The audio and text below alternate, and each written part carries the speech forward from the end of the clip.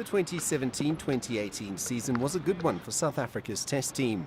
The series victories over the two top nations in world cricket in India and Australia has left the team in good spirits under the watchful eye of coach Otis Gibson, and means they go into the two-test series against Sri Lanka brimming with confidence and well rested for what promises to be a hard-fought series. I think it's 10 days before the first match, so that will give us plenty of time to get used to the heat there. If it is heat, I know it's monsoon season, so it might rain a bit.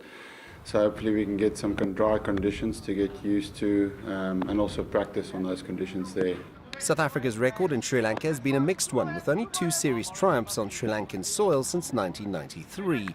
And despite the fact that the Proteas are in form, their hosts could well manipulate the conditions to level the playing field. I think Sri Lanka will look at it on paper and think that we've got a better side than them on paper, and I think the conditions they'll try and make it as dry as possible and spin as much as possible. So it will be a nice opportunity for us to test ourselves in tough conditions again. South Africa has always relied heavily on their fast bowlers, and with Dale Steyn, Vernon Philander and Kagiso Rabada proving they can take wickets on all surfaces, the need for a second spinner was rare. But that could well change on the subcontinent for this tour.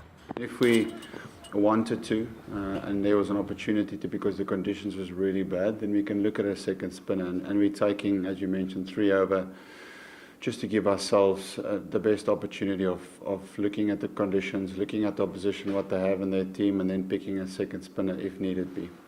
As du Plessis points out, with a 2-test series, his team cannot afford to be off the pace for one day, as it will allow the opposition an opportunity to get back into the series. Therefore, getting off to a winning start is vital, as it could be the difference between taking an unassailable lead into the final encounter instead of facing a must-win test to level the series in conditions designed to make life difficult for the Proteas. Du Plessis, CGTN, Centurion.